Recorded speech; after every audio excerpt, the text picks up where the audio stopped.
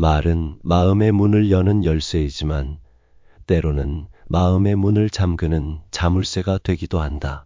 다산 정약용의 이 말은 대화의 묘미를 정확히 짚어낸다.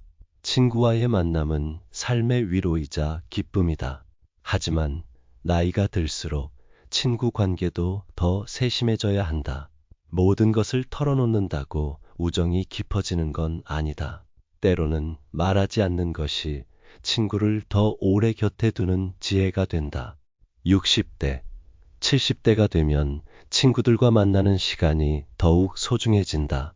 직장에서 물러나고 자식들은 각자의 삶을 살고 배우자와 둘만 남은 시간이 길어진다. 그래서 오랜 친구들과의 만남은 단순한 만남이 아니라 삶의 활력소가 된다. 하지만 바로 이 소중함 때문에 더 조심해야 할 것들이 있다. 무심코 내뱉은 한마디가 수십 년 우정에 금을 갈 수 있기 때문이다. 정약용은 말은 입에서 나오지만 마음에서 받아들인다고 했다. 그렇다면 친구를 만나서 어떤 이야기는 조심해야 할까? 오늘은 친구와의 우정을 오래 지켜나가기 위해 숨겨야 할 4가지 이야기를 나눠보자. 첫 번째, 자식 자랑은 적당히 하라. 친구들과 만나면 자연스럽게 자식 이야기가 나온다. 우리 큰아들이 승진했어. 둘째가 집을 샀다고 하네. 손주가 상을 받았어. 자식에 대한 자랑은 부모로서 당연한 마음이다. 하지만 과도한 자식 자랑은 친구에게 상처가 될 수 있다. 어느 모임에서 한 어머니가 계속해서 의사인 아들 자랑만 했다. 우리 아들이 병원을 새로 차렸어. 환자들이 줄을 서서 기다린다니까. 그 옆에 앉은 친구는 조용히 고개만 끄덕였다. 그 친구의 아들은 실직 중이었다. 몇 달째 구직 활동을 하고 있지만 좋은 소식이 없었다. 자랑하는 친구는 몰랐지만 듣는 친구의 마음은 점점 무거워졌다. 반대로 현명한 어머니도 있었다. 아들이 대기업 임원이 되었지만 친구들 앞에서는 아이들이 건강하게 잘 지내고 있어. 그것만으로도 감사하지 라고 말했다.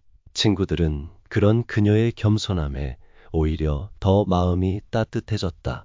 자식 자랑을 전혀 하지 말라는 게 아니다. 다만 상대방의 상황을 헤아리며 적당히 하라는 것이다. 두 번째, 건강 자랑도 조심하라. 나이가 들수록 건강이 화두가 된다. 나는 아직도 산에 올라가. 혈압약도 안 먹어. 동네 한 바퀴 걷는 건 일도 아니야. 건강한 것은 감사한 일이지만 지나친 건강 자랑은 아픈 친구에게 상처가 된다.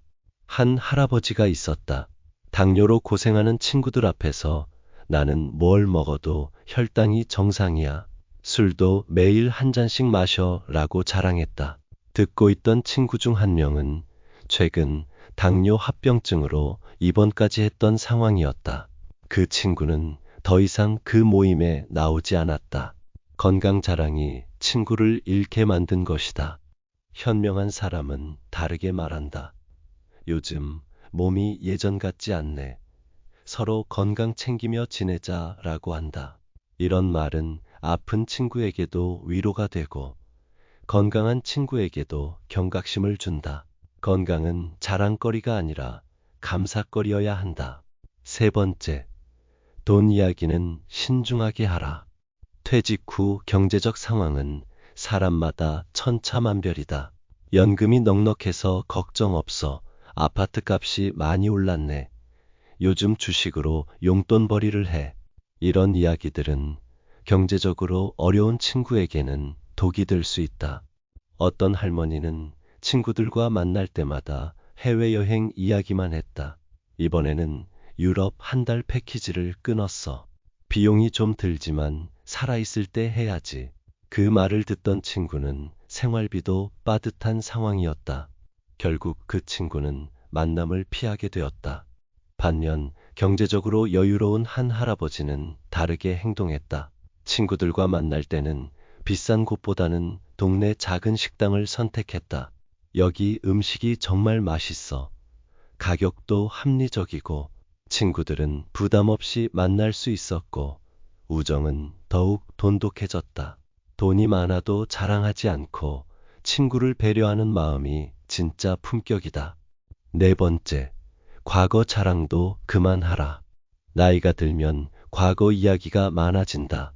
내가 젊었을 때는 우리 회사에서 내가 얼마나 인정받았는지, 예전에 내가 한 일들을 보면 과거의 영광을 되새기는 것은 자연스럽지만 지나치면 친구들을 지루하게 만든다. 한 할아버지는 만날 때마다 공무원 시절 이야기만 했다. 내가 과장 때 추진한 프로젝트가 지금도 쓰이고 있어. 시장님이 나를 얼마나 신뢰했는지 몰라. 처음에는 친구들도 관심 있게 들었지만 같은 이야기가 반복되자 지루해했다. 결국 모임에서 그를 피하게 되었다. 반대로 현명한 사람은 과거보다 현재에 집중한다. 요즘 서예를 배우고 있는데 정말 재미있어. 새로 만난 친구들과 등산 모임을 시작했어. 이런 이야기는 친구들에게도 자극이 되고 대화도 활발해진다. 과거는 추억으로 간직하고 현재를 충실히 살아가는 모습이 더 매력적이다. 그렇다면 어떻게 해야 진정한 친구가 될 수 있을까? 정약용은 친구는 서로의 마음을 비춰주는 거울이라고 했다. 그 거울이 상대방에게 상처를 주면 안 된다. 친구와의 대화에서 중요한 것은 말하는 것보다 듣는 것이다. 상대방의 이야기에 귀 기울이고 공감하고 위로하는 것이 진정한 우정이다. 어떤 할머니는 친구가 시어머니 간병으로 힘들어할 때 자신의 여행 이야기 대신 정말 고생이 많네. 내가 뭘 도와줄까? 라고 말했다. 그 한마디가 친구에게는 큰 위로가 되었다. 또 다른 할아버지는 친구가 경제적으로 어려울 때 함께 공원에서 운동하자고 제안했다. 돈이 들지 않으면서도 함께 할 수 있는 활동을 찾아준 것이다. 친구와의 만남에서 기억해야 할 것은 이것이다. 내 이야기보다 친구의 이야기를 더 많이 들어라. 내 자랑보다 친구의 안부를 더 많이 물어라.